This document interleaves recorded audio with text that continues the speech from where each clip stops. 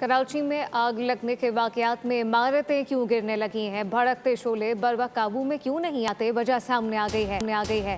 Fire brigade की कमजोरियों ने सवालात खड़े कर दिए। फायर चीफ की अदम तैनाती का इंकशाफ सामने आ गया। Karachi fire brigade look after charge पर चलने लगा। अदालती अहकामात के बावजूद चीफ फायर अफसर की तैनाती न हुई। अर्बन सर्च एंड रेस्क्यू के वसाइल भी इस्तेमाल में न लाए गए। कराची फायर ब्रिगेड 1 साल से मुस्तकिल चीफ फायर अफसर के बगैर काम कर रहा है। आखिरी चीफ फायर अफसर इश्तियाक अहमद 2024 में रिटायर हुए, जिसके बाद हुमायूं खान को लुक आफ्टर चार्ज दे दिया गया। सिंध हाई कोर्ट ने गुज़िश्ता बरस सीनियरिटी की बुनियाद पर 3 माह के अंदर चीफ फायर अफसर तैनात करने का हुक्म दिया था, जिस पर अमल दरामद न हो सका।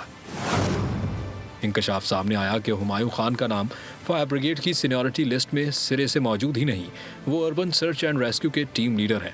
अर्बन सर्च एंड रेस्क्यू के पास मौजूद खुसूसी रेस्क्यू कुत्ते भी गुल प्लाजा सानहे के दौरान इस्तेमाल में नहीं लाए गए। ज़राए के मुताबिक कुत्तों को 2008 में शहरी हुकूमत ने खरीदा था ताकि इमारतों के मलबे में फंसे अफराद की तलाश में मदद ली जा सके। फायर ब्रिगेड की इंतजामी सूरत हाल और वसाइल के इस्तेमाल से मुताल्लिक इंकशाफात गुल प्लाजा और एप्सा जैसे सानहात के बाद मजीद सवालात को जन्म दे रही हैं।